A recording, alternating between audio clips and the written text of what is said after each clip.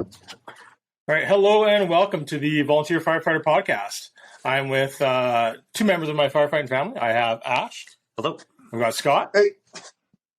And with us, we've got a special guest tonight. We have Aaron Zamzow from firerescuefitness.com. He's a firefighter and trainer and also the creator of the Better Every Shift podcast. Yeah. Aaron. Thanks for joining us tonight. Really appreciate you taking the time. Why don't you introduce yourself and tell our listeners a little bit about yourself? Well, thanks for having me, guys. It's we were just talking off camera, like Scott was traveling, and how they do the countdown, and normally I'm like you guys, I'm on that side. I'm hosting. You had mentioned the Better Every Shift podcast. It's through Fire Rescue One and myself, and then I have I call her my co-captain, but she's the one who sets up everything. Actually, I get along. I have to go along for the ride, and I was telling you guys, like, try not to say anything stupid from the firefighter standpoint. But it's nice to be on this side, and I appreciate you guys having me. I started in the fire service full time about 15 years ago, and started about 20 some years ago. I'm on call paid and volunteer, just like what you guys are doing. Thank you for what you're doing, by the way. And I got in when I was late. So I was 36 when I got in my first academy, and long story short, like, I'm not a very talented firefighter. Like, it doesn't come to me naturally. Thanks, Mom and Dad, for that. But I was the good news is before I got involved in the fire service, I used to say before I used to clean toilets for Madison, I trained professional athletes. I used to work with the general population, NFL, NHL, NBA, and had a really good, strong fitness business. And then when I got involved in firefighting, I realized I wasn't really good at it, number one. And number two, I wasn't training the right way for it. I went to my first academy. I remember a buddy of mine, Josh, still a good friend to this day. It was a carpenter, and he would carry drywall upstairs and ladders and carry heavy stuff around. And, he would be kicking my butt on the fire ground. And then you go and have a smoke behind the shed. And I was like, I'm the fitness guy, and this guy's kicking my butt. So way back, probably, 20 some years ago, I started to look at, okay, well, how can I become better at this? How do I physically, try to make up for what my mom and dad didn't give me, and then create training programs. So from there, Fire Rescue Fitness got started basically off of necessity. So I started creating programs, looking at them more like the way I would with my pro athletes, and breaking down, movements and dare I say functionally training. But and then I started writing for Firehouse. Got an opportunity to write for Lexipol, FR1. Been speaking now for 15 years, and here and doing the podcast. And so it's been a fun ride, man. The first time. So Fire Rescue Fitness started, and I sell workout programs along with actually now create programs and set up departments with resources, and we'll get in probably a little bit about that. But one of the first seminars I went to, I was in the green room where all the speakers come, and most of them are chiefs, so they're all dressed up and they have their Class A's on, or they have a suit on, and I'm in sweats, So the story goes, Chief Salka from FDNY sat down next to me, a very wonderful man, and we just started talking. And he's like, "Hey, how do I get a movie on this iPad, this iThing, or whatever this is? I need a movie on this, And so I think, the story goes, he thought I was a tech guy,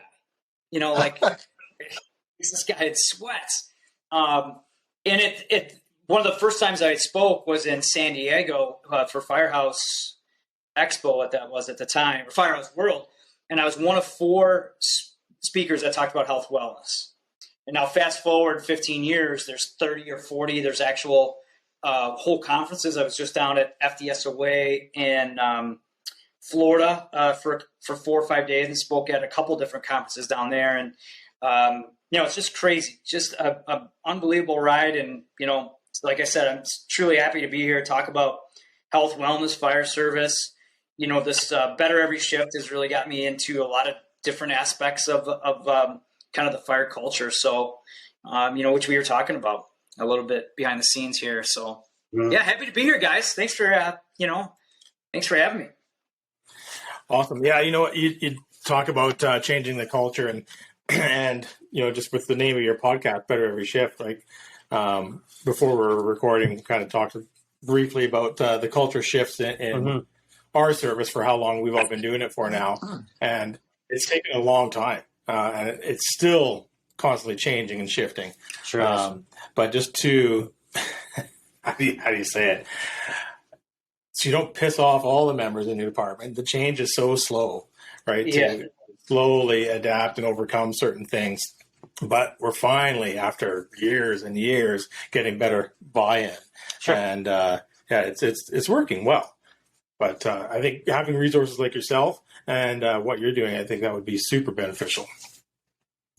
Yeah, we talk about training as one side of it. The actual you guys had you were talking about a great drill that you set up for like an ice rescue, and you had a whole scenario. I think technology has helped us with that a little bit. Like everything from like we even have a smoke machine now at our department where you can't see your own hand in front of your face. It's awesome. So and also the fact that we have these platforms, we have podcasts, and we have virtual training now. We have a lot of conferences that move virtually, and I think it's like you were saying, it's slow, but it's moving in the right direction.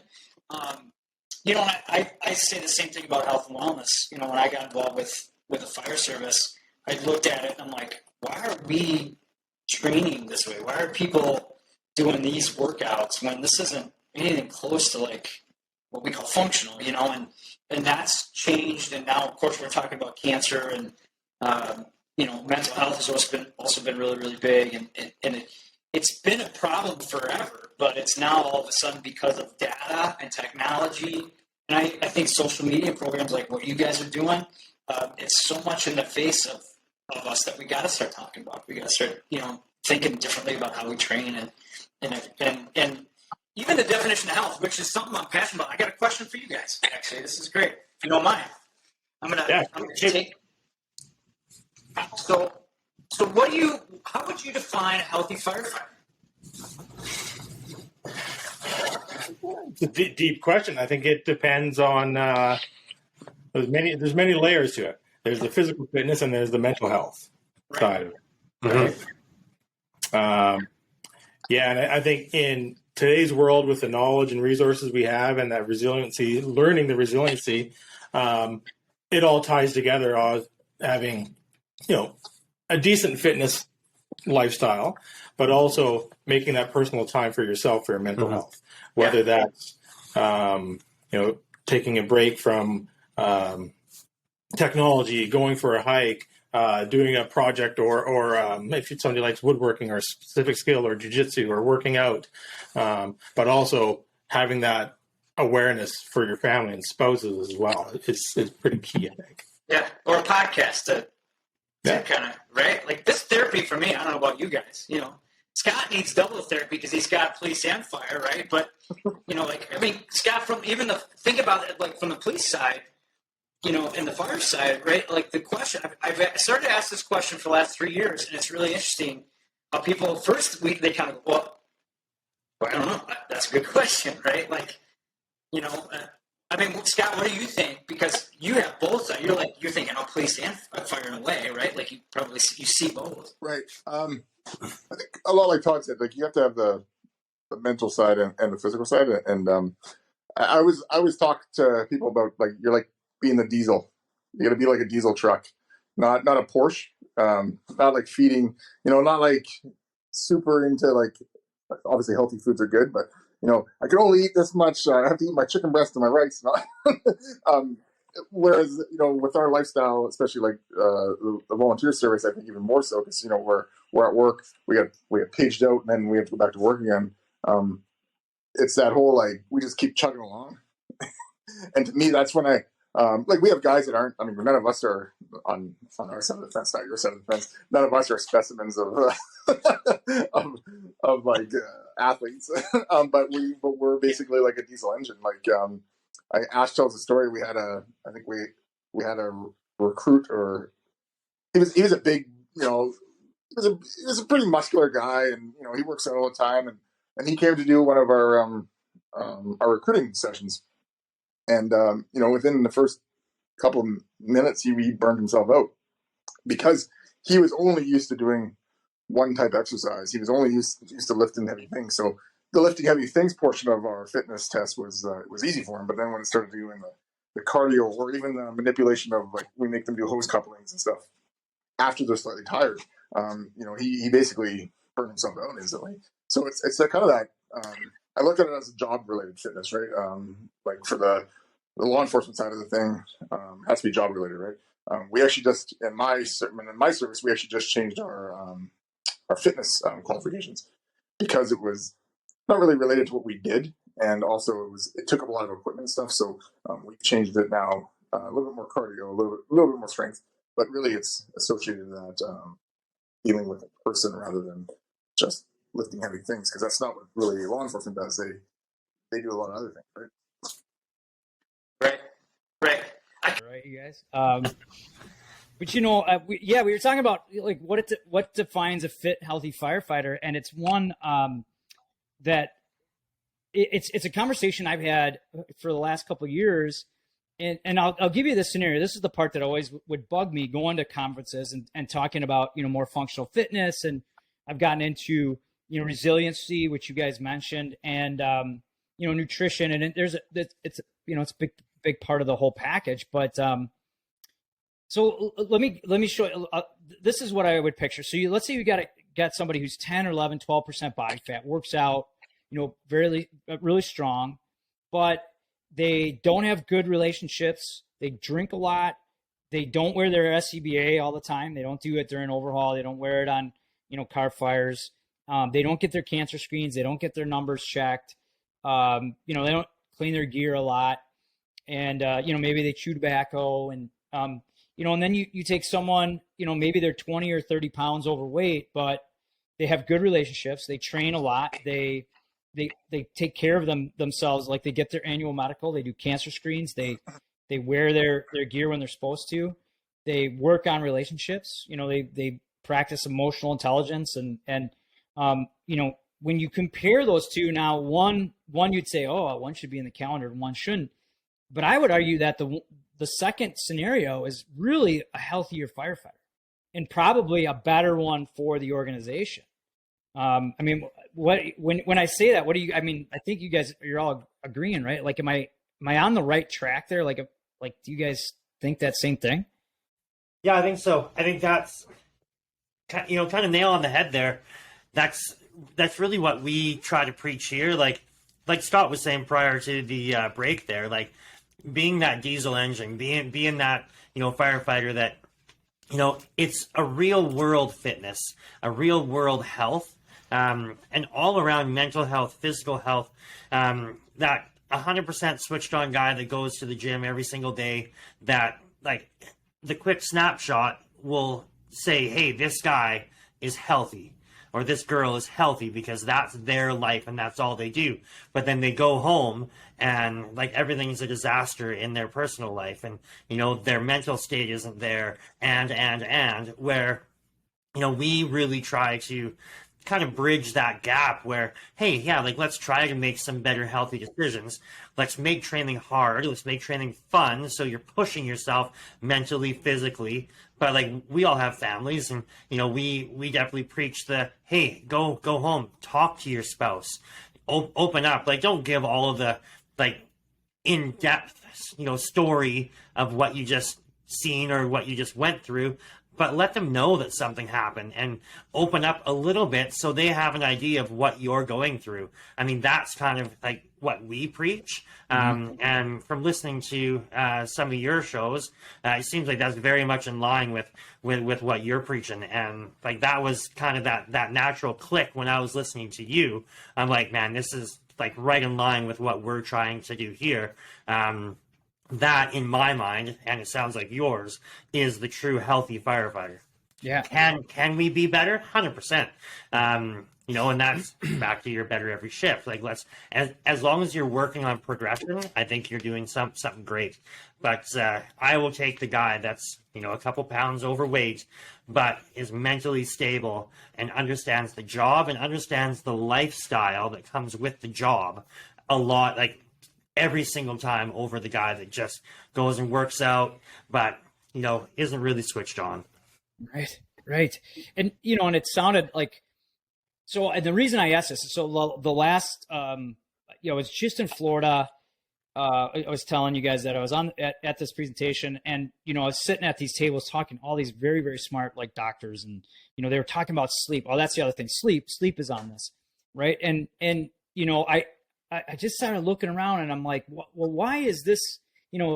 Is this person healthier than this person? How we start to judge it? And I got to turn the hat around, because this is really what has been driving me the last couple of years, but it's kind of come into this kind of clear picture, and it's trying to just give firefighters an idea. So I came up with this thing called the Healthy 10, and it's 10 different things that we were just talking about to make more of a big picture approach to health and wellness. And this is really one of the first times I'm talking about live. So like, you can see I'm a little bit hesitant at some point, but like, you guys are right on the same page with this. So it's, like, you have to work out 3 to 4 times a week, and workouts don't necessarily have to be, bench press and all this weight. Like a workout, like, sometimes workout can be just going out, taking your kids in a wagon and huffing them, right? Like, or doing a training. Maybe it's sitting in a corner and just working on taking deep breaths, not to go freaking crazy, right? Like, so kind of redefining that workout and making it more functional, so we're more mobile. But that's just the first step. The second step is, I think we're always, we're dehydrated a lot of times. So hydrating is easy thing to do. So staying hydrated, as you guys were drinking water, you made me think of that. And third is trying to just eat more non-inflammatory foods. I'm not saying cut out all that. Beer's okay. I'm from Wisconsin. I have to say that it's in my blood, so it's all right. But you also have to know when, hey, it's too much, and I need to cut back. And Mom was right about eating vegetables, because they help with the stress response. Cancer screens, annual medicals. You guys talked about relationships. I haven't really come up with a way to measure like emotional intelligence in the relationship side, but that's why we're talking about this, because you guys might have an epiphany one day, like, hey, I'm going to text that crazy Zam guy. I think this is a good idea. Part of that too is being grateful. I think that can change someone's total outlook and their whole career by a 5-second, like, I'm appreciative for this opportunity, right? Like it's research shows that it changes the way that our mind thinks. So things like that are on their sleep. Not that we're gonna get a lot of sleep, but just to put it in your background, like in the back of your head, think about hygiene. How can I sleep a little bit better? How can I sleep more efficiently? Understanding when naps are okay. Rest is essential, because you need to recharge. And so that's part of this Healthy 10. And I just started throwing this out, and I really think, like, Fire Rescue Fitness used to, and it still is, it's about being more functional on the fire ground. But I took a step back, and I'm, again, I've probably said 14 times, I'm so appreciative to talk about this, because I really think, hopefully, your listeners going back home, or someone's listening to this going, okay, this guy's a little nuts, but he actually makes sense. Like, yeah, I can lose 10 or 15 pounds, but I know I should go to the doctor. So I could check that off of this Healthy 10. It's something you should do every single year. And it sucks to wear SCBA, but you know what? I'm going to make the commitment to my family and my crew. I'm going to do this, because cancer sucks, man. And so it's kind of a personal checklist that, my goal is to really get firefighters to think about, whether you're full-time, on-call paid, volunteer, doesn't matter, but getting yourself checked out. I honestly believe everyone in the fire service should have at least one mental health counseling session a year. Whether you use it or not, just sit in there. If you don't want to say a damn thing, it's fine.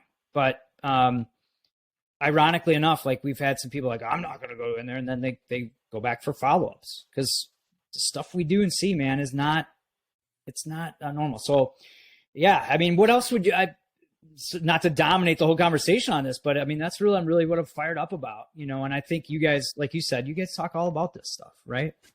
Mm-hmm. Yeah, I totally agree with you. So on my job side as a paramedic, I'm a critical incident stress peer as well. So we have a team that if anybody has a situation or a response, they can dial a pager number and we can get a referral to do kind of just a peer check-in program. And with that, of course, we have a bunch of other training and resources we can offer and provide. But our service has finally stepped up the bar where we actually get 12 free counselor sessions a year as well, if needed. It starts at 6, and if you need 6 more extended, it can be extended.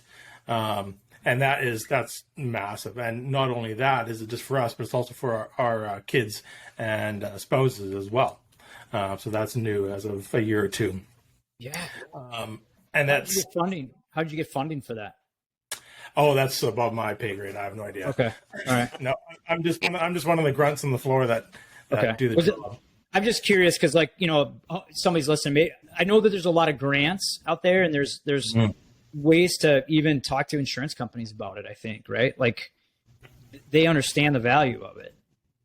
Yeah. And we really struggled when I say we are service, we really struggled at having good counselors because, so many of paramedics and firefighters are having some issues and would go out and get a counselor. And it's like, man, this counselor has no idea. I'm spending my first 3 sessions talking about what I do as a job and breaking down like the horrific stories. I'm reliving it again and again and again.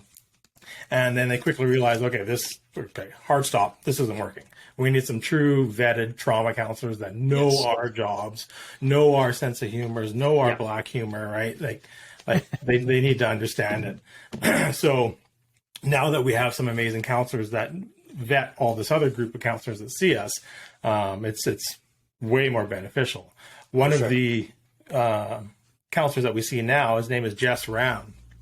He's a retired VPD inspector, and he got his counseling degree, and he does our service. He does multiple fire services. He's got contracts with New York Fire Department as well, and yeah, he's amazing because he's done the job as a police officer, but he gets us right as a group.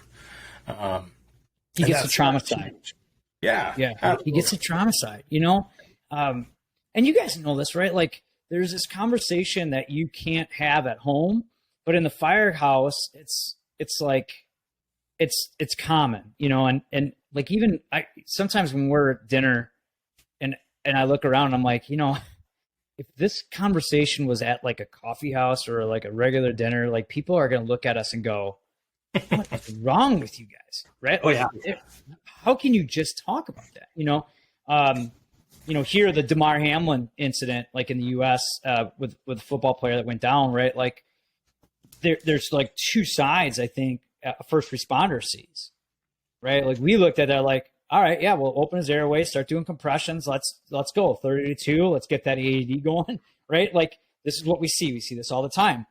But then to see, the shock of everyone around it, and I understand it. I'm not saying that was wrong, but it's just like we have a different mindset. Like my brain just went to not how tragic it is, which it was. It turned out to be very, very beneficial. I shouldn't say beneficial, but it turned out to have a very great ending.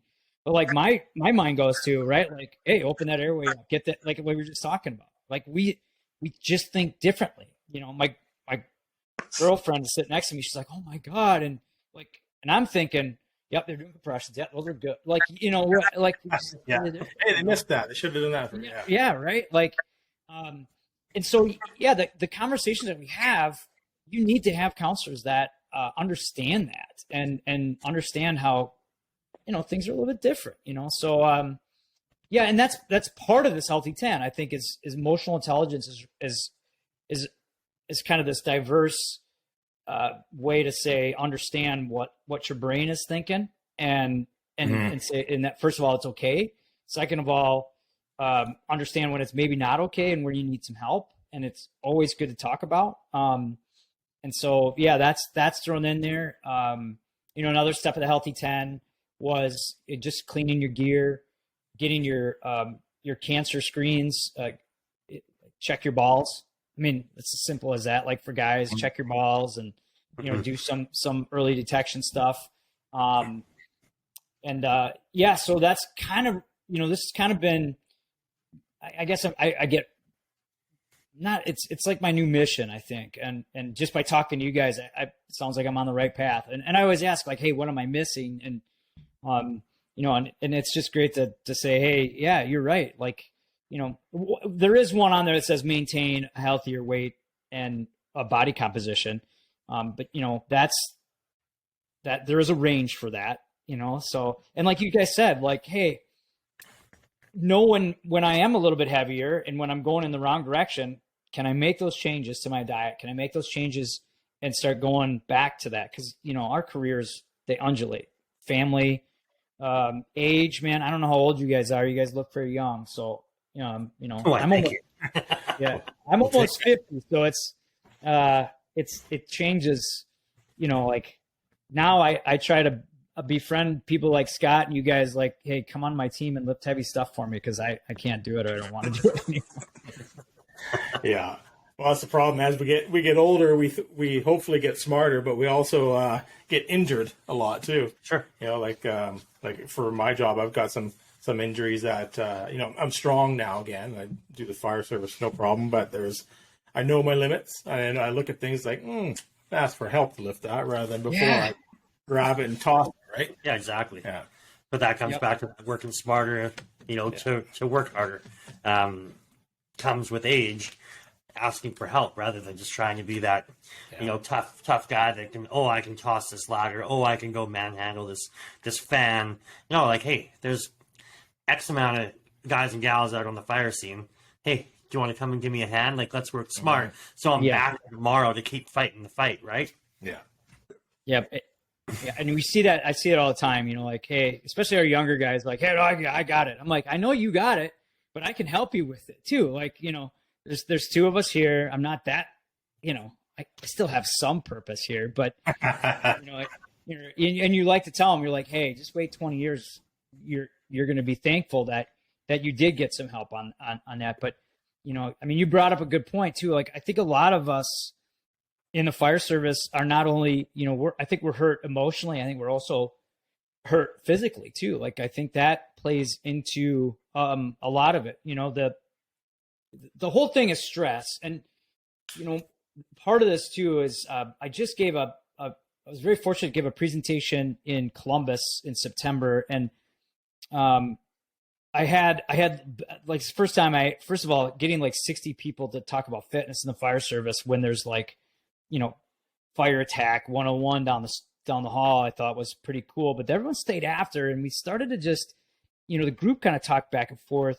And it really got surrounded around inflammation. And just for those that are listening, like basically, I'm not talking about like a bruise. I'm just talking about when stress happens physically, mentally, emotionally, when you eat bad stuff, when you don't sleep, your body becomes inflamed. And it responds similar to like a bruise, but just think systemically, right? And the better we can control that inflammation, the better off we are mentally and physically. But like, sometimes you don't get enough sleep, you start moving wrong, you start tweaking your shoulders, and then that can lead into, well, now I'm not as active, right? And now I start to get depressed because I can't do what I used to do. And that goes into this whole circle where, okay, I'll drink a couple more beers or, whiskeys or CBD, THC legal where you guys are yet? Yeah, legal here. Yep. So we start reaching for other stuff.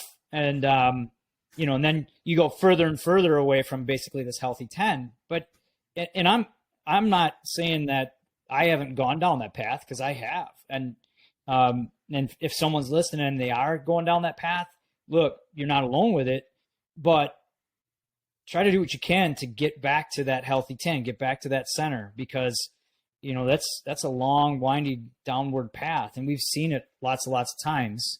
And right, we always go through it. Like you guys are saying, sometimes you're a little bit heavier and sometimes we're more active. And, and that's kind of what really spurred on this whole kind of healthy 10 movement is, hey, try to stay as close to that as you possibly can, and you're going to be all right through your career, I think, So what I forget on that though, what am I missing on that list? I think you touched base with a lot of. I think anything with the healthy 10, like you're going through, the big thing I think that gets overlooked, which you kind of touched on, is the sleep. Daytime naps are a good thing. There may be days where you say to your spouse, "I'm going to have a nap." Maybe not a good. Doesn't go over so well, does it? But a relationship thing.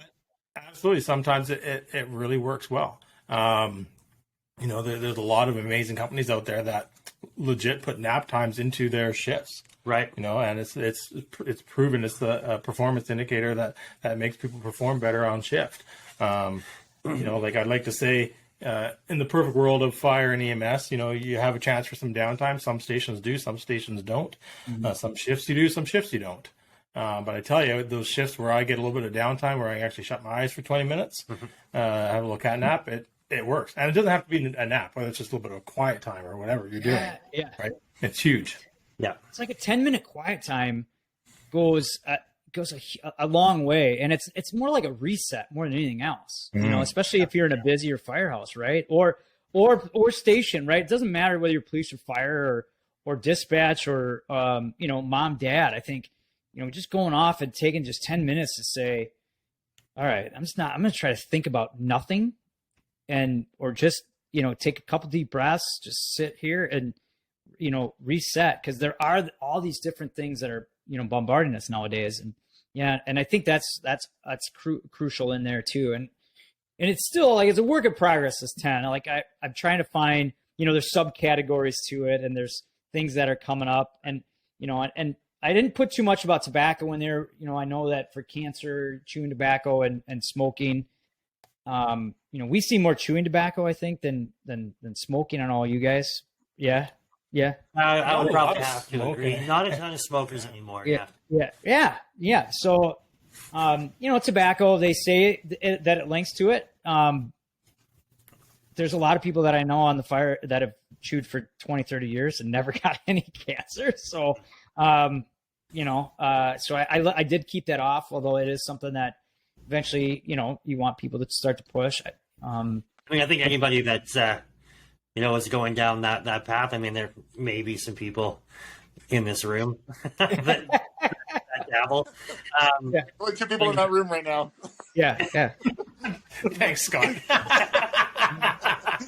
We're definitely not oblivious to it. With that part of like it. So it's just fine. one of those things, and I think if you're aware of what you're doing to yourself, to your body, that's a great pose for them to be frozen up to too. That's celebrate, awesome. But they're laughing and looking at each other. So I think they did that on purpose, because they just went like this and they took their shoes out. They're like, I don't know, mindful and whatever effort to try to move in the right see if they direction. come back, huh?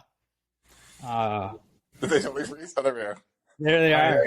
Yeah, unfroze. If you pause it and take your shoes out, yeah. No. Yeah. That was quite the perfect timing. But I think our side kept on rolling, and I said some decent things, so hopefully that makes the air. But going back to what you're saying there, though, especially when it comes down to the sleep, just as everything was going, I was thinking, and as much as like the full-time department versus the on-call or the volunteer is like a world of difference when it comes to shift rotations and like on the job, off the job. Like if you're on shift for whatever your rotation is, and you're just getting hammered with calls, I mean, you're obviously not having the opportunity to sleep. On the on-call side, like, we don't have a shift. It's you're at work, and then the tones drop at 9:30 at night when you're winding down for bed, and you go out and rock a structure fire. And once mop-up's done and you get back to the hall and you put everything away, I mean, you're midnight, and then you're supposed to go home and rest. I mean, after a call, like you're going to have a shower, you're getting freshened up, and then you have to hydrate because you just worked your ass off. I mean, now it's not midnight. Now it's 1 a.m., 1:30, and you're laying in bed, and like you're still firing. I mean, you're wiped out for the next day. You have to wake back up in the morning at 6:30 in the morning to get your following day going.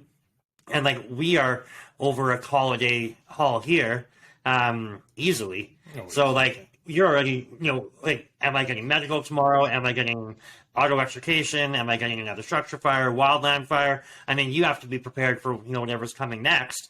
Yep. So you kind of chat about those bombarding stresses that can come at you. I mean, these are things that we're all thinking about. So when it comes to that sleep, like on our last episode, I was talking about how like I always nap on Sundays. I'll find that like 20-30 minutes or whatever to pass out and have a quick nap. If the kids are out with friends or whatever, the wife's busy, I'll pass out on the couch for a quick half an hour. It's your NASCAR and nap. it's my NASCAR nap, yeah. And I will get that rest. And I started doing that a couple years ago. And like, if I'm not home on Sunday, clearly it doesn't happen. But if it's available to me, it has been a world of help just to have that quick refresher, because you have lives, you have work, you have fire, and like there can be a personal thing that keeps you up on a Saturday night. You're out for dinner with friends, and next thing you know, you're out late, and like I don't go to bed crazy late, but even once I'm in bed, like these guys, like we're always chatting, and we kind of spark up chat before bed, and next thing you know, you look down, you're like, it's like 10:30, 11 o'clock. We're like, Christ, guys, like we will be chatting tomorrow. Later than that, right? So that's when all of our ideas go, because everybody else is sleeping. So we're tossing that back and forth. So that healthy, X amount of hours of sleep that you're never really getting, when you can find those down moments where you can have a quick nap or just, shut it down for 15, 20 minutes or whatever it is, and just some will meditate, some will do whatever, but just finding those brief moments really helps the body and mind kind of get back on track. Yeah, and it doesn't have to be much, and it's just it's all part of the sleep hygiene too. The other part of it is sometimes reading that shutting stuff down like a half an hour before and getting into this kind of systematic way of going to sleep. And sometimes like, we only get, like you were saying, unfortunately, like, you got a fire call, you're out 2 or 3 hours. It's not like, oh, I can go into work 3 hours later the next day. No, you got to get back up. You got kids to school, Yep. Bobby's got to get his lunch. Susie's got to get her dance, whatever it is, like that never stops. So, learning how to sleep more efficiently, I think, is also something that, that I'm starting to, obviously try to focus on myself, but, that's kind of what I challenge to some of the researchers that are talking about, well, you need to sleep at least 7 to 8 hours. Like, well, okay, what's the next best thing? Right? Because as soon as you say that, right, we as firefighters are like, whatever, that's never going to happen. Let me go talk to this guy about stopping to chew tobacco then, or whatever it is, right? We kind of just go, sleep is out of my mind because I can't get 7 to 8 hours. And it shouldn't be. Like you guys are saying, like, let's figure something out. How can you get more rested? How can we figure out to sleep a little bit better when we do? And, and not to go back to the tobacco thing, because look, I mean to pick on you guys. I'm just like, it's very common. And so if we were to say you have to quit chewing tobacco in order to be healthy, it turns people off. I'm like, here's this big list, like choose some stuff on here, at least go in the right direction, right? Like eventually you may get to that point. But, like for you guys, okay, let's focus on sleep. Let's make sure you get your annual medicals. Let's make sure you stay more consistent with fitness. Like to me, those are huge moves, and tobacco or CBD or whatever, that other move down, like, okay, let's just don't worry about that yet. Like slowly but surely start making your progress on these different healthy items. And before you know it, you're a lot more complete, and, because I'd be a hypocrite to say I don't occasionally have like an energy drink or beer because I crush tequila and ice cream. Not at the same time, but maybe I might start. But like I do, like, you know, and that was the other part of like why I started coming up with this, because I started to be really hard on myself speaking about health and wellness all the time, and almost 50, like I can't bench press a house. I can't, you know, like I'm not like this, you know, thanks again, mom and dad, physical specimen. So I was really starting to put pressure on myself, because it's not like, that's the other thing. Like you guys, you know, people look at you guys doing this podcast, are like, oh, it's easy for you guys. They don't see the stuff that you guys put in behind the scenes. And, you know, you're probably not comfortable. Like I'm not comfortable talking a lot of times, believe it or not. Like I have to overcome that. And same thing with fitness. Like I don't like doing burpees and bench presses, man. I'd rather be doing tequila and sitting on the couch, but I know that it makes me a better person for doing it. And that's, I think that's all part of this thing too. It's like, look, we know not everyone's going to be perfect, but how can you get better? Right. And that's what we started talking about from the beginning. Like, how can we make our shifts better, our trainings better? How can we be a little healthier? How can we be a little bit better, you know, other, you know, police officer or whatever it is, right? Like, I think that's all part of this, you know? Yeah, I agree. I think you nailed it, right? Like I said, if nobody's really looking at things like how you are, pick something small, you know, achieve that, move on to the next. Yeah. Because ultimately, if you're in this role, whether it's volunteer, pit on call, career, you know, we want to make things better. We want to get better for ourselves.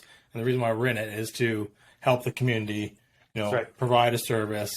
And, you know, if we're not constantly looking at how to reevaluate to make things better for ourselves and our department, what are you doing? Like the whole, that's, we're all here. All of our members are all here to constantly doing better for ourselves and our departments. Look at our training. Look at the health that you're talking about, the health and fitness lifestyles. You know, one of the things that, you know, you mentioned was the being positive. So we all have people in our lives, you know, you can pick out, you know, in all walks of life. It doesn't necessarily need to be in the fire service or whatever, but there's all these negative people that can be in and around your lives in one way or another. And if you look at that, you know, in the fire service, like every time that we get a call, every time that we have the opportunity to come and train, every time that we as a group have an opportunity to come and speak about it, like we are doing it because we love the service. We're doing it because we want to improve, we want to grow, we want to help people grow. And like, not everybody has the opportunity to do this. Like, this is like still a very elite group. Mm-hmm. And if you treat it as such, like, hey, I am lucky to be here. You know, we might be going through some hurdles today. There might be some mountains that we have to climb, but I am lucky to be one of the people that is here. And I get to come back tomorrow rather than focusing on all this negative. Like, oh, I mean, this has happened. Oh, man, we have to deal with this now. Yeah, you know what? We do have to deal with this, but let's just be lucky that we have to deal with it so the people that are coming next don't have to. So, you know, working on the positivity that can come off the backside of some of this, quote, bullshit that we're going through today, you know, it is negative. Yeah, it sucks. Like, I don't want to be dealing with the shit that I am. However, I'm lucky that I get to deal with the shit that I am, so the next generation doesn't have to. So that's something when, you know, when you're chatting about being, you know, more positive, that really struck a chord. And I think it's crazy important to really look at things in a positive light. And it's easy to say, but if you start small and kind of build on that, I think it goes a long way. And it changes the way that you think about things mentally and changes the way that you project yourself physically. So, I mean, I think we all try to do that here. Like, yeah, like this sucks. Like, you know, let's have a quick chat about how shitty it is. And then now let's come up with a solution. So in our fire service here, like the chief, you know, myself, Scott, I do this at work. Like I tell my staff at work, I'm like, don't come to me with a problem. Like if you have something that's going on with you, don't, hey boss, like blah, this sucks and here's this massive problem. Like I want to empower you. Come at me with a solution. Like walk up, hey man, like I've got this appointment that just popped up. However, I talked to coworker number X and now they're going to cover my shift. So you like that's something so simple, but they're coming to me with a solution rather than a problem. In the fire service, like you can sit back and pick this service apart, or you can look at something and it can be something small or something big and say, hey, like, I see that we're struggling here. Let's come up with a solution rather than just focusing on this negative that we're dealing with today. I think for us as firefighters, like the three of us here are captains, so we are lucky enough that we get to hear about the negative. Sometimes we are the negative, maybe. You're the subject. You're the subject of the dart, right? Yeah. Yeah. So trying to hear these negatives, sometimes maybe, like I say, you are, because of what's happening, might be the negative, but how can we spin that to a positive moving forward? Just keeping that positive mindset rather than focusing on the negative that you might be dealing with today. I think is a super big key factor in like that positive, healthy mental lifestyle. Yep. It works well with kids too. Like if your kids are there just being in a crappy mood, and right, firefighters we're no different. We're like 8-year-olds, right? Fart jokes Absolutely. are always funny, and so I try to think about this, like you're at the table and the conversation just spiraling down and down and down and down, right? Like all of a sudden just say, but you know what? We got a new truck and we got something that's this is good. And today it's just us and we can control what we do today. And we get a chance to do this, and like with a kid, you're just like, hey, give me something positive. They're crying, whining, whatever. Just tell me something you like. I like ice cream. Okay. Well, how about we going to go get some ice cream today or tomorrow or whatever? And next thing you know, right, they're fine. And I think we should do that more. It's like the Jedi mind trick, but just kind of just adding to what you're saying is we get the opportunity to do it. And Alan Brunacini, who who a lot of people know, kind of termed, I do this for Mrs. Smith or Mr. Smith down the road. I look at that, and we sometimes lose track of that. Like we're here for Mr. and Mrs. Smith, and it's the same with our health. Like Mr. and Mrs. Smith expect me to be healthy. And so we need to take that on ourselves to do. Mr. and Mrs. Smith also expect me to be nice. And, it is a privilege to be able to help Mr. and Mrs. Smith. What other professions do you go out, or like you guys around holiday times, people drop off stuff at the halls and they thank you and they stop you and say, hey, thanks for what you do. Like, how cool is that, man? Like I get chills sometimes when people stop in the grocery store, and of course, occasionally you get that person who's just a jackass, but they're just unhappy. And, I feel bad for them, it's like, right. Yeah, there's nothing you can do. I'm like, you're not going to ruin my day, man. But I'm glad to hear you guys talk about that. And that's why, like us, I think we think about the same stuff, and hopefully people listen are like, okay, well, these guys are getting a little too deep, but we're right. Like someone, text me or send me a message and say I was wrong. No, it's stupid to be positive. Said no one ever, right? Like exactly.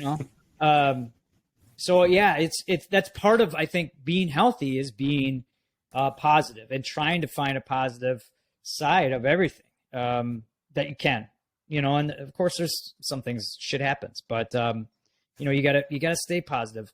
And that's where, like, I think all this kind of plays into each other, right? Like fitness, staying moving, good trainings can get people into a good mindset, right? Like, you guys I'm in a cool mindset because now, like, you guys told me about the training you did. I'm like, shoot, I want to try to do that with my guys, like, Yeah. how great is that? You set up this, like, hey, this is part of it, but it's really not the main thing. The main thing is over here. And what can you learn from that? And how can we all get better because of that cool little scenario? So yeah. So I took something. I'm going to steal that from Scott. Scott was telling us about that little scenario you guys did. Mm-hmm. So, Yeah, I think that's key. Like it all ties together, and making training fun and like as realistic, and what we call the high fidelity sims, right? Like, so Yeah. you do something, make it positive, make it good. Like, yes, there's going to be learning points. You're going to have some failures, but that's where we want to fail. Yep. But also, and that's where we're going to have these discussions and learn from it as a group, and it just creates that good culture. And it sounds like everything we've kind of talked about is right in line with kind of your future and goal and vision of what you've been doing. So Yeah. it's great to have it. Yeah, and so that's the second part of this is like the other part of this is how do you measure performance, right? How do we measure how well a firefighter can perform? And being like athletic trainer, fitness trainer, like when I would train a pro athlete, like they're looked at like, how many tackles they made, or like hockey players, they look at, depending upon their position, how quickly they can get back into position. And so there's all those metrics that we see whether or not like our fitness kind of is actually helping them perform better. And one thing I think the fire service needs to also go through are like minimum performance assessments that are work related. So some departments, and this is more full-time do this, but like you got to run 1.5 miles in like 12 minutes, and you got to do so many push-ups and pull-ups or whatever it is. And like, hey, you could call me the fitness guy. I don't believe that we should go that route. I believe that we should go back to, okay, part of this Healthy 10 is, can you do a minimum performance assessment? So like if you're, to assess our engine ops, can you drag 75 feet of 1 3/4 on air? Can you step up and walk two flights of steps on air? Can you crawl, 100 feet on air? Can you go and throw a 24-footer? Can you tag a hydrant? Can you drag LDH, tag the hydrant, connect it to the engine? Like, 1, 2, 3, 4, 5, 6. Can you do them in a manner? And then can we measure that? Can we time that? And then say, how does that relate to your fitness level? Like let's say, okay, I'm 15, 20 pounds overweight, and I do this MPA every year, and all of a sudden my performance is down like 2 or 3 minutes. Now, you're still able to do the job. I'm not saying they shouldn't be doing the job. I'm just saying when you can look at someone in the eye and give them a set data point, right? Like we're 8-year-olds. Like we need to see, you guys know The Price is Right, where the the yodely guy. Yeah. Like we're firefighters. We need to see the yodely guy when we're talking about health and fitness, and we don't have that parameter. And so my thought is, okay, let's just look at, all right, you're 10 pounds overweight, your MPA is up here, your blood level is up here, right? Like the yodely guy says you're going further away from what you want to be doing. So make some changes. And next year when we do this, hopefully it's a little bit better. And then the year after that, maybe it's a little bit better, or it's here, it's fine the whole time. But like, there's no physical standard. And so that's the other part of this is let's get people healthy, and then let's start trying to say from an accountability standpoint, this is what we require. And then I personally believe we already have the resources out there to help our members get there, right? Like there's never before have there been more fitness resources, more mental health resources, more like it's a matter of boxing them together, getting people to think more overall what healthy is, and then holding them accountable. And I'm not talking about people losing jobs or anything. I'm just saying like, hey, let's start to have some things to shoot for. And I, to me, every year, if we got our annual medicals in January, we did an MPA in, March, and then, June, we did our face piece testing and cancer screens. And then, in September, we did a little ladder ops. And then in December, everybody did like a little body composition fitness thing. Like I'm thinking, damn, that's awesome. That's where we need to go as on-call paid, whatever it might be, full time, that's where I'd really love to see the fire service in 10 years from now, because that's really like what sports seems to, Like once we talked about this before, and I can see Ash was nodding, and you guys are nodding. We do every year. We do a in our department. We do a was it 10 sessions, Ash? 10.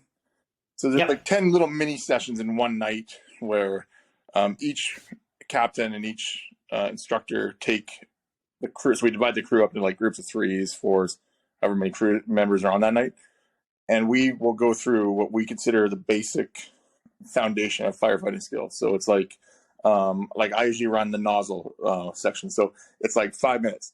Let me see you run a 1.5 inches or 1.75 inches. I want you to do standing, kneeling, prone. Then I want you to run a 2.5 by yourself. Okay, good. Transition over. Perfect. Done.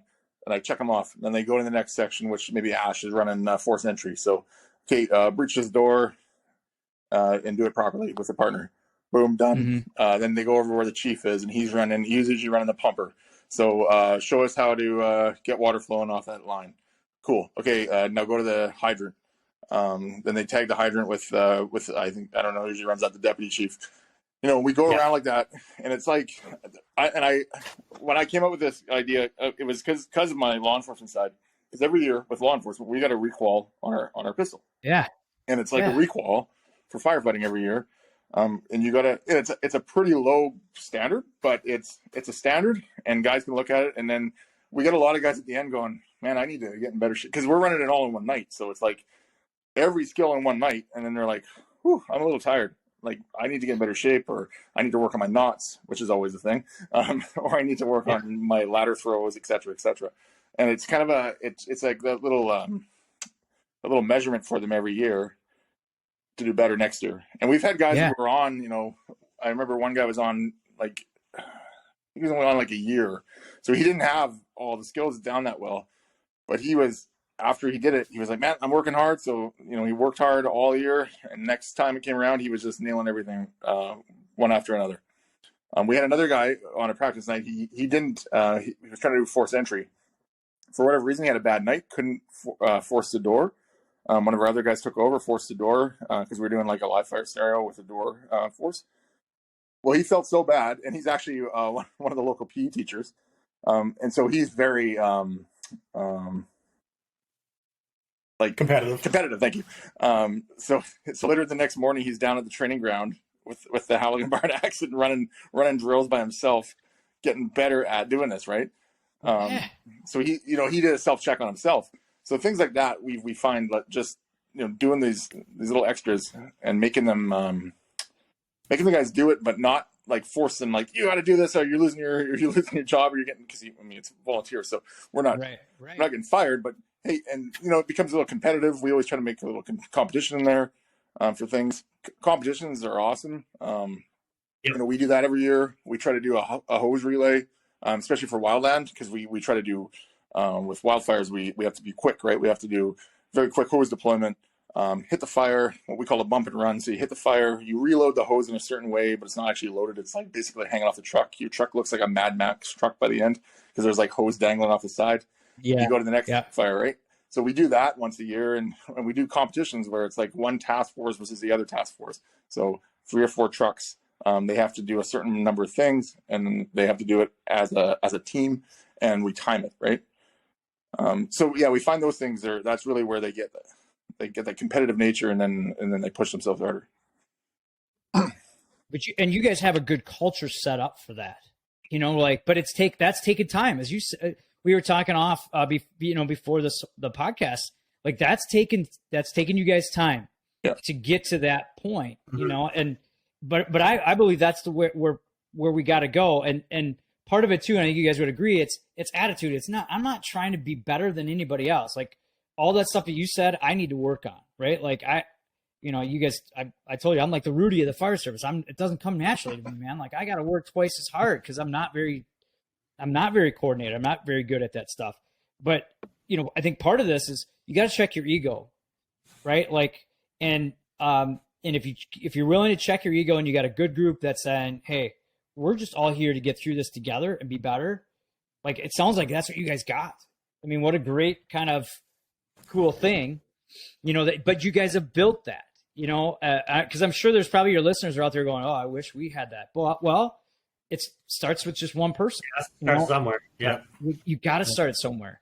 And and I'm sure you guys can relate to this, right?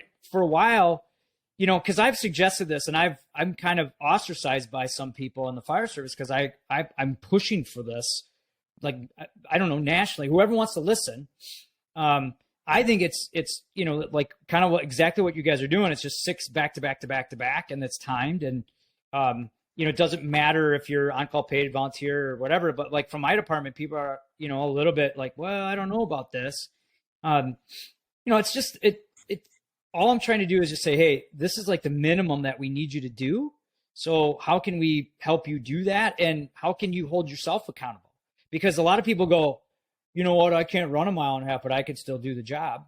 Okay, go do the job then. This is the way to show everybody you can still do the job. And, and there's I still think there's a part of the fire service that's kind of on their way out that just thinks, I've been doing this for 30 years. I don't need to do that anymore. But eventually that's going to change. They're going to be out, and so, but what a great thing you guys got there. So you're kind of doing that already. And I think more departments need to think about that. And by the way, I mean, you guys will have my contact information. So if someone wants to text me, email me or whatever, and say, hey, you're either on something or onto something, I'm open to any conversation about this. But, you look at, if you're an accountant, you got to get your certification every year. If you're a CDL driver, a truck driver, you got to go to the doctor every year. But like the fire service, and I don't know how if it's that much different in Canada than it is US, but like once you're in and you've done everything, like EMS and the paramedic side has it right because you at least got to recert every year. It was actually funny. We went to we stopped at a full-time department a couple of years ago now, and we were talking to the guy there, and of course, when he finds out we're volunteers, he's got volunteers, and he's kind of treating us like we're children. And then we said, well, how often do you guys do live fire? Because we in our department we have our own burn building, so we do in the winter we're doing live fire every 2 weeks. Sometimes every week in the winter, right? But different drills and different scenarios, right? Right. Well, it's on fire, but most of the time it's just to stay warm. Yeah, I get it. Yeah. But so this guy's like, oh, I don't know. We don't train. I said, well, how often and then I'm the training guy. So I'm like, how often do you guys train? Well, we don't. I'm like, what do you mean? Yeah. I'm like, you're getting paid? You're getting paid full time? Yeah. I'd be on the parking lot running hose drills all day if I was getting paid to do this job. The last time he went in a burn building, he said was fire school. And then he's like, oh, well, the paid on calls practice every week. Yeah. Yeah. And they make their rookie firefighters, so their rookie new hire goes out there with them. So that's like a punishment, right? I'm like, you guys, it blew my mind. Like, we're all sitting there, looking at each other like you're the chosen ones. Like, you got the gig. And, you're punishing your rookie to go in league training on a Wednesday night or, whatever it was for those guys. And they're inside doing, whatever else. And if you're going back to saying, when I got my, 1001 or whatever, that's the last time that I went through any sort of live fire experience, you're missing the mark, man. Go out there and train. I don't care if it's like Scott says, if you're just, stretching hose on the apron, just go and do something. Hone those skills, get better, muscle memory. You don't want your muscle memory to be doing this at the old coffee station or at the fire station, right? You want to be able to go out there and hit it hard and just be active within your training. That comes back to that whole being positive and working towards being better as a firefighter. I think you said I'm not trying to be better than you. I'm trying to be better than me. If I can't be better than what I was last year, if I've reached my peak, I'm only lying to myself. So I want to be better than me yesterday. And these guys that are I don't need to go out and train. I'm in.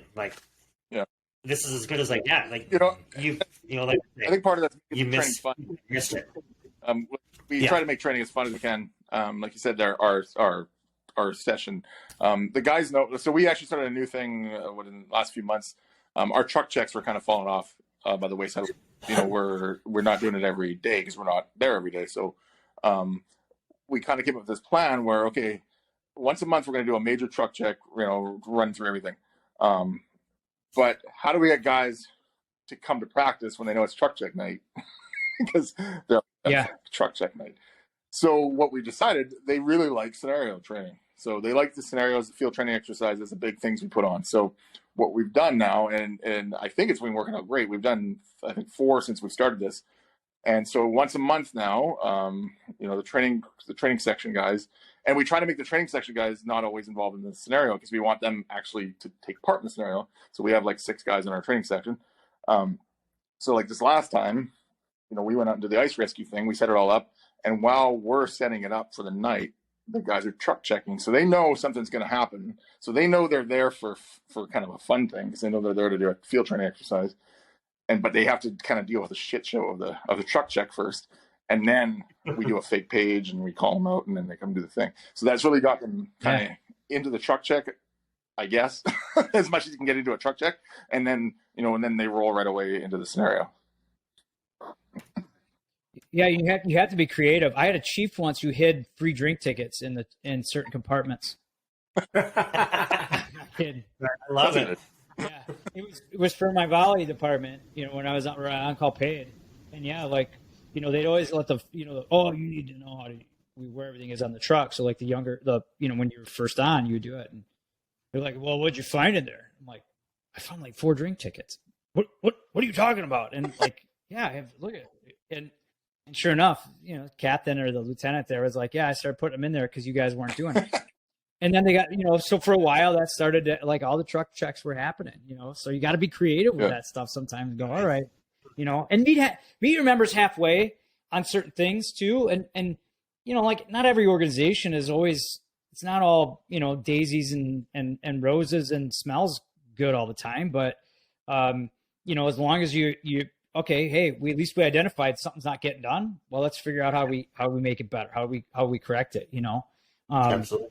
You know, I love listening to like, so like when I work out and stuff, I'll listen to like I'll watch YouTube or I'll listen to podcasts or whatever. And like, I think it was Denzel Washington. He said, you know, if I'm going to fail or if I'm going to fall, I'm going to fall forward. Right. So if I'm going to have a bad day, I'm going to get, you know, taken down, I'm falling forward. And he said, so if I keep falling forward, guess what? Over a course of a period of time, I'm further along than where I was before. You know, and I think whether it's someone's health, your organization, you know, even your family life, whatever it is, your career, like, hey, you're not alone. You know, we all have crappy days, even though like we're jovial here, right? Like tomorrow morning, we're all going to probably be tired, you know, and we're going to be laughing a little bit about what we did here. But like you guys set this up and it took a lot of work. And now you got to edit all this stuff that I said and edit out the stupid jokes, whatever it is. But like, you know, hey, just fall forward. You know, and Scott brought that like, okay, so as an organization, we were falling, but well, we figured out how we can fall forward with it, you know, and eventually, you know, you guys might start putting drink tickets in there and then all of a sudden truck checks are the only thing being done, you know, like, I don't know. Yeah. Right. Like, but you know, I mean, that's a cool part about having these podcasts and having these experiences is you never know where it's going to go.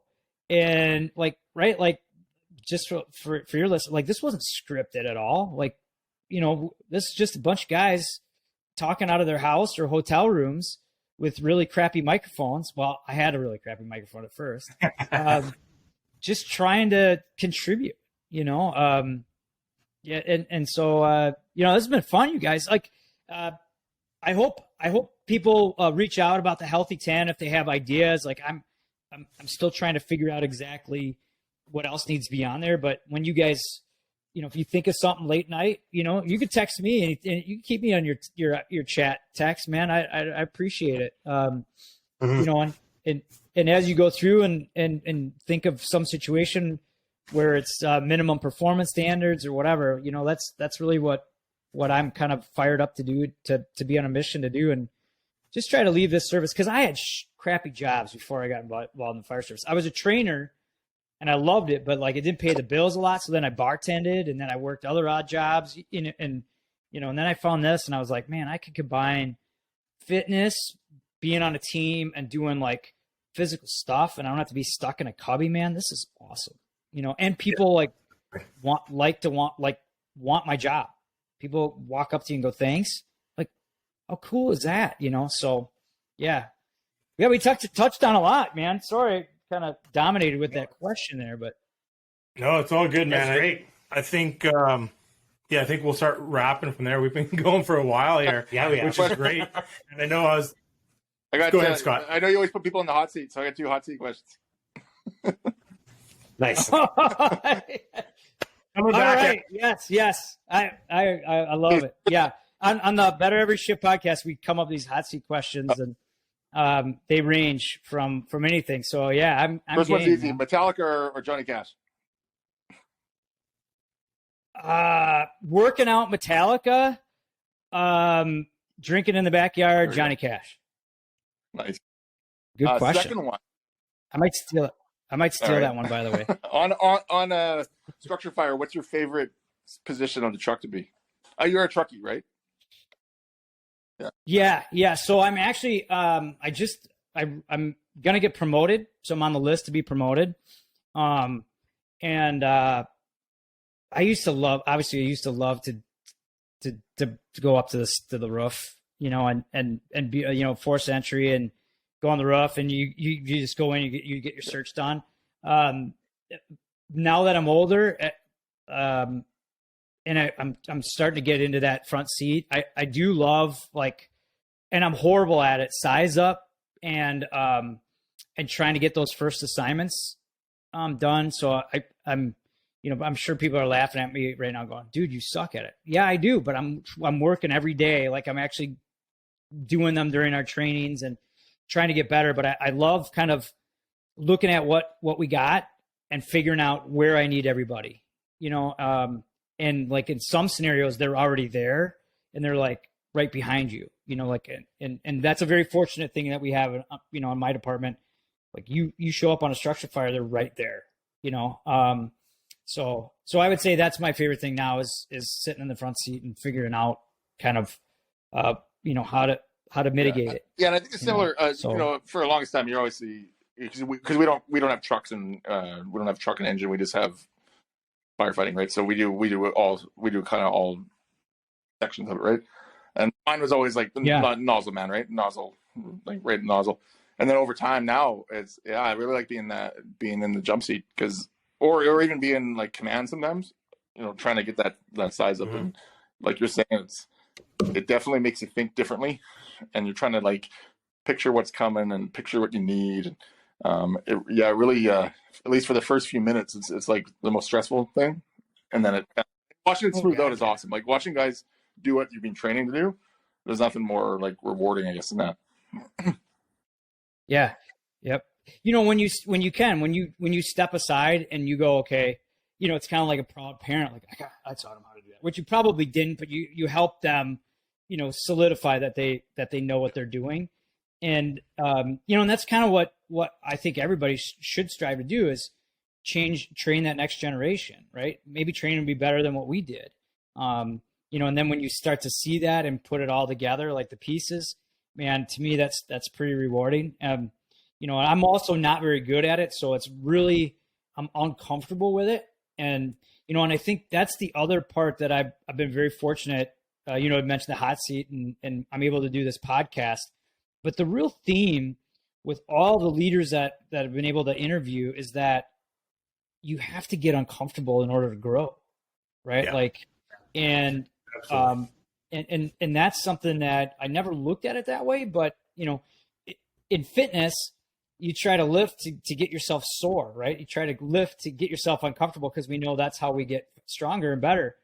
The same thing holds true for life. So, resorting back to your question, am I comfortable with doing it? Hell no. Am I good at it? No, not at all. But I'm trying to get better every single day at it. I'm good enough to think that I'm not going to put anybody in jeopardy, but I'm not as good as I want to be, if that makes sense. Mm-hmm. So awesome. It's awesome. Yeah. Thank you. Well, that was a great question. Well, thanks again, Aaron. You know what? There's definitely a few other topics I thought of that popped in my head that I wanted to talk about, but we're going to go on and on and on. So we'll have to maybe stop Maybe and then we'll do reach out again around another two, time. yeah. Yeah. Because I know Love listening to your podcast, there's a few little things that were very like-minded of what we talk about I wanted to touch on, but we'll have to do that another day. Absolutely. But again, thank you so much for coming on. Again, just last minute for our listeners, you want to throw out exactly where to find you and how to reach out to you? Yeah, www.firerescuefitness.com, and then contact goes, if you contact FRF, I think it says contact Zam up there. It goes right to me. My dog doesn't answer any more emails, so it's just me doing that. You can email me at zam@firerescuefitness.com. All the social media outlets, Facebook, Instagram, Fire Rescue Fitness, or get FRF on Instagram. But yeah, if you have questions, by the way, if your listeners want a free workout program, if they reach out to me, I got a free workout program for them, a 28-day program. They'll get access to my app, and eating guidelines, and then they can send me some messages for coaching, whatever. So as appreciation for anybody listening out there. Awesome. Yeah. So, but that's, the website's probably the best way. And then, and I live to answer questions. The way that the Zam thing started coming out. So most people, like Firehouse, you get nicknames, and my last name is Zamzow. And for a while I was ShamWow. And then, then it just, remember the ShamWow guy.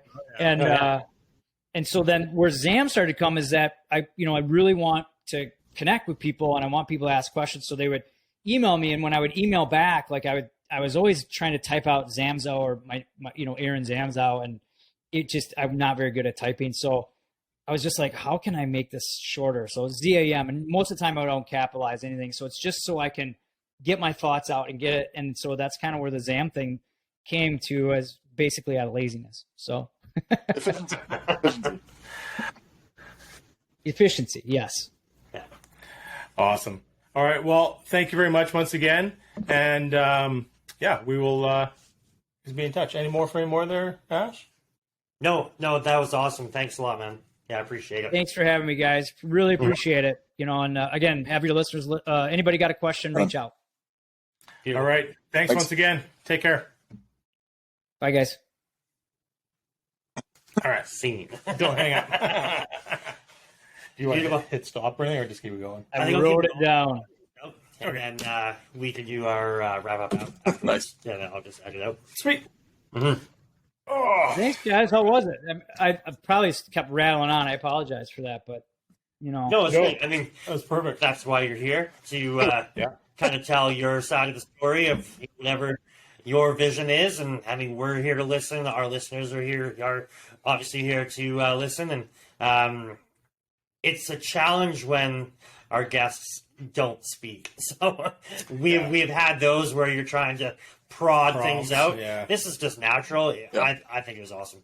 Yeah. Well, great. I appreciate it. I'm glad and I should have told you guys that that's where I wanted to go with it, or I didn't even know what I wanted to do with it. But like, so tomorrow I'm interviewing Lori Moore.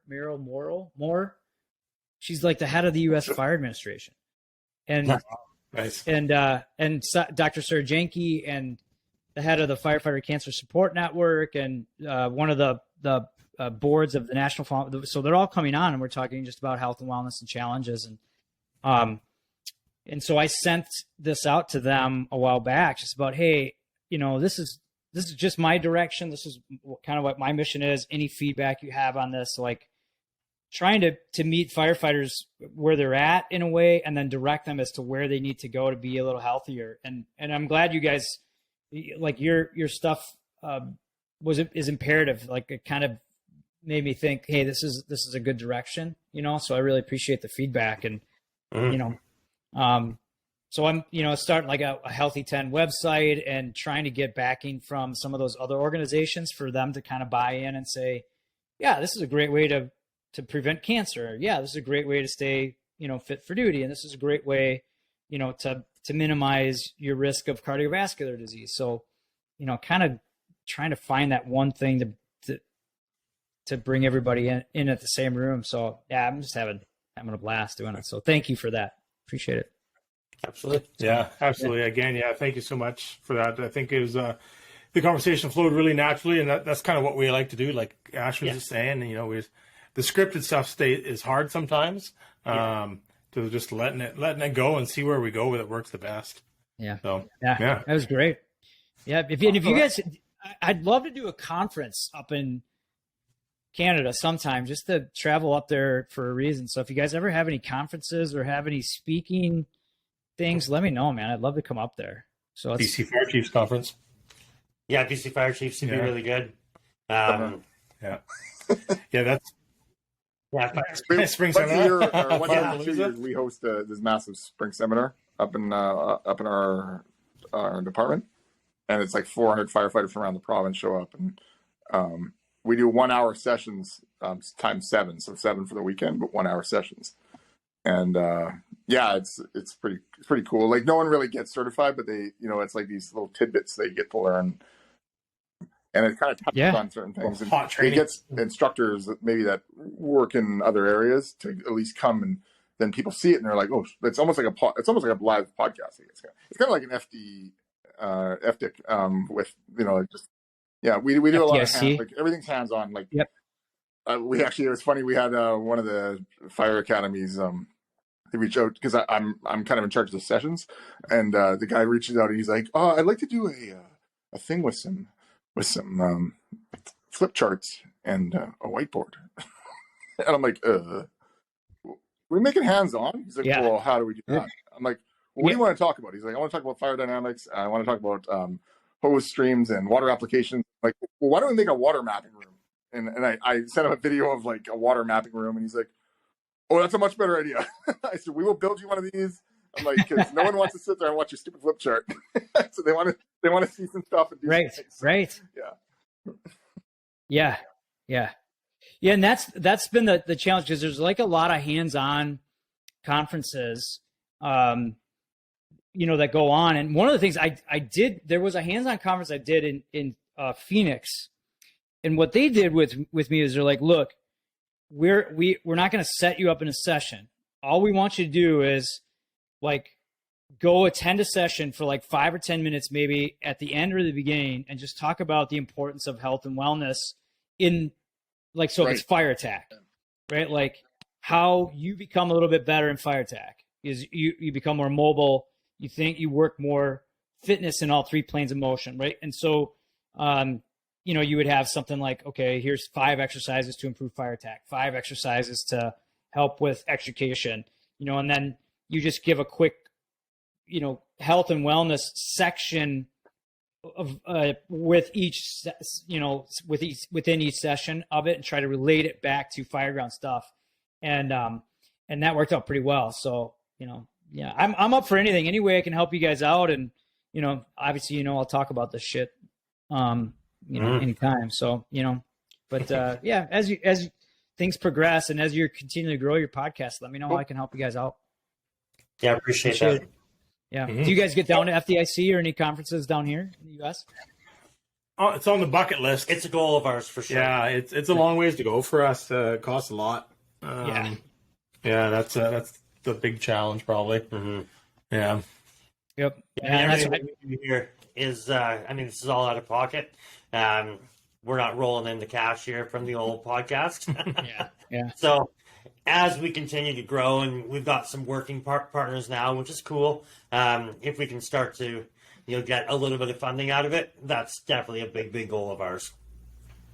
Yeah, and that's, like I said, the beautiful part about having Fire Rescue One, kind of, they fit the bill for everything. Like, I don't make a lot of money. I make, it's minimal, but it's tough, man, because there's so many podcasts and stuff out there, and just to get a following. But keep doing what you're doing, you guys, because it's good stuff. It really is, and it needs to be heard and said. So but hopefully we'll get to meet you one of these sometime. And like I had I had the do you guys see Jason Patton at all? I mentioned that I got to we did an interview with him. He's the EMS Chronicles guy, and great dude. And he just said like what happened with him is he had some millions of followers, and Fire Department Coffee just came up to him and said, "Hey, we want you to be exclusive with us."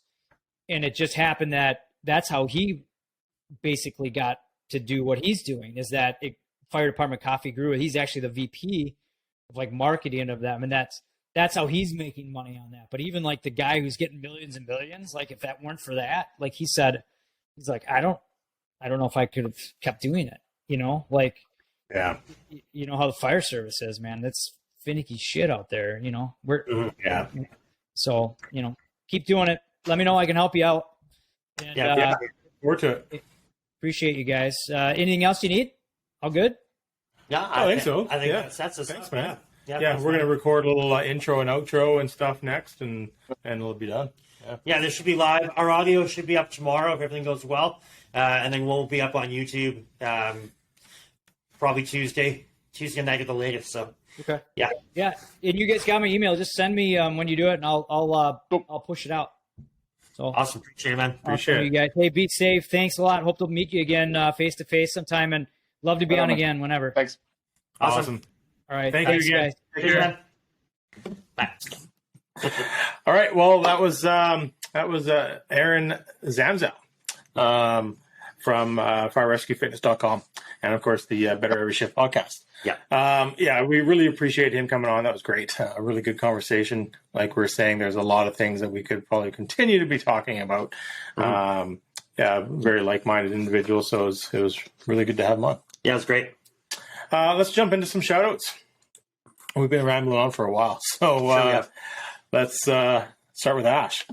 Modus. I just asked. All right, thank Come you on, for me. Obviously, their claim to fame is going to be the Stagger Tool. They've got a ton of other stuff coming, a ton of other stuff that's out there now. Really trying to streamline what they offer. But they got their Snagger Tool. They've got their force wedges. They've got some soft entry kit. Some of their bags, mask bags, pocket organizers, a ton of gear. Awesome group of guys. We've just had them on the podcast. They announced that they're coming out to see us during spring seminar. They got their Fire Life video series that's out there, their Modus magazine. Check them out on all their social medias, and discount code DTFF5 gets you 5% off. Awesome. All right, Scott, Manscaped. I was going to stop the bleed. Manscaped. You can do that one after. Yeah, I was prepared to shave your balls. There's my promo. Actually, we were talking about with the health portion in our interview there. Those portions is keeping clean, and Manscaped helps with that. They have they have the is it the Weed Whacker 2.0 now? Is that what they have? So it's coming out. I can't wait to get our hands on that. They got the Lawnmower 4.0. They got the Weed Whacker 2.0 is coming to us now. We've been using the 1.0, and it's obviously working wicked. So I'm excited to see what the new Crop Reviver, among other things. They're really good products. Natural. I got some of that body spray recently. Actually pretty good. Yeah. Moisturizing body spray. I never thought I'd like that stuff. But I do. So DTFF 20 gets you 20% off and free shipping. Beautiful. Awesome. Outstanding. And then Stop the Bleed. Ash. Stop the bleed. Stop all of it. 3 major methods of bleeding control. It's going to be direct pressure, wound packing, and Scott has in his When you're in the hand hotel room, a tourniquet. Have it ready. Have it out of the package. Have a good one, not one from Wish, because you wish you'll get a better tourniquet. Practice all. I get lots of practicing with all of those skills. Learning something like that from a book isn't super good. If you go on our YouTube, you'll see Todd and Scott go through basically the entire Stop the Bleed course. Kind of walk you through, show some of those higher fidelity sims that we always chat about, making that training on it lifelike. difficult and fun. Certain people might find it less fun than us, but we really enjoy it. So, yeah. What's the website, Todd? So website, first up, thebleed.org or .ca will also take you to it. Nice. Yeah, there's a few times there where they were changing websites, but everything will connect you to some sort of a link where you are. Yes. Mm-hmm. Awesome. All right. Dr. Nick Sparrow, RTAC, and the ATAC group. Scott. Yeah, we've been working with Dr. Nick for quite some time. The RTAC course is now online. It's a great course. It's got lots of information on it. And like we said, it's got Dr. Nick's floating head in the corner, which is really awesome. It just makes you want to learn more, and it's one of the better online courses I think I've ever dealt with. So check them out. You find them through the ATAC group, ATACC. That'll get you to the main link, and then the RTAC will get you into there. Yeah, check it out, and check. They're coming actually to the spring seminar, which we'll talk about in a little bit. But they're going to, Dr. Nick, not personally, but the RTAC team is going to be coming and doing a session for us. Awesome. Outstanding. And then Ash, you want to talk about Wolf Tree Coffee? Yeah, so we have a new partner that just came on literally tonight. Just got that going. So this podcast and everyone from this point forward will be fueled by coffee, and it's going to be fueled by the fine folks at Wolf Tree Coffee. So it's made locally here, right in all over British Columbia. You can find them online. Let me get all their info here. You can email them info@wolftreecoffee.com. You can go on their website, www.wolftreecoffee.com. And they are on the Facebooks and the Instagrams at Wolf Tree Coffee. So find those guys and watch out for a GTFF and Wolf Tree collaboration blend that will be hitting the shelf and hitting our mouths at Spring Seminar this coming May. See, Scott's online, zooming from Surrey, and it smells amazing. It's great. Freshly ground tonight. Yeah, right on the back here it says roasted on February 26, 2023. This was freshly roasted specifically for the podcast tonight. It was phenomenal. Yeah. Really good. We need to get you guys need better coffee cups here. I know. Well, I don't know. I need some big mine's ones. pretty all right. But It's not better. It's bigger. You want bigger coffee cups. It's bigger. Yeah. It's probably a The cup itself is nice. It's sitting in there somewhere. It would look bad me getting up and walking away and refill my coffee cup 3 times. So Yeah. I'm not doing a shoey. Yeah. All right. Moving on. Then we've got We're seminar. talking about Tanner Olson. We're going to talk about seminar. Scott. Sorry, Tanner Olson. Well, Tanner Olson, man. Yeah, he's got a new song, which I couldn't find last week. It's out now, called Blow, and it doesn't. See, doesn't blow. Yeah, he's with Tanner Olson and Travis Murray, who, I'm sorry, I don't know who that is. But yeah, he's got a new song that's on Spotify right now, along with his other songs. So check him out on Spotify, country music out of the west coast of Canada. And he will be at Seminar, as you just said. Seminar May 5th, 6th, and 7th in all over British Columbia. We're well over 20 sessions now. Last week, Ash and I confirmed the Fortis Gas, which is our local provider of natural gas. So they're actually going to bring an LNG truck down, and they're going to be running both LNG and what they call a Volt. So they'll be showing us basically, it almost looks like it's boiling, but it's because it's so cold. It actually it's kind of cooking itself off, and they light that on fire a little bit, and we do some stuff with that, and then they're actually going to run it as a liquefied gas. As a straight gas, and they're going to run it up a gas wall for fire attack. So it's pretty cool. It's one of the many sessions we're going to do. Obviously, there's going to be AutoX, live fire, lots of different rescue scenarios. We're going to talk a little bit about active shooter stuff, stop the bleed. I think Todd's going to be running that session. Just sessions, lots of fire, lots of explosions, lots of craziness, fire palooza, and a concert at night. Is there anything Mhm. Beautiful. Hey, no, I think that was it. We're really excited to have it. I think I said last week that we were going to share out the info, and then we didn't. And that's classic us and me. So we will make sure that gets shared out for this week. So anybody that is interested to attend, hotels are booking up quick. Applicants or whatever registrants are definitely stacking up. We've got a ton of people registered already, but yeah, still some space left. So we'll share that information out there and hopefully see a few of our listeners. Awesome. Firepalooza. Mm-hmm. All right. Well, then, of course, you have us. So we are on the Instagram, the Facebook, TikTok, Twitter. Where else? That's it. It's been a long night. Yeah. Give us a like, give us a follow, like and subscribe, of course, and send us any sort of emails or questions, and we will do our best to get back to you. Let's wrap it up. Ash. Thanks again to Aaron for coming on. Appreciate having him, and we appreciate all you guys for listening. Scott, Good night. far from Not Surrey. I'm in Surrey. We got to keep us on. Good night. Yeah. All right. Thanks, everybody. As always, stay safe, stay GTFF.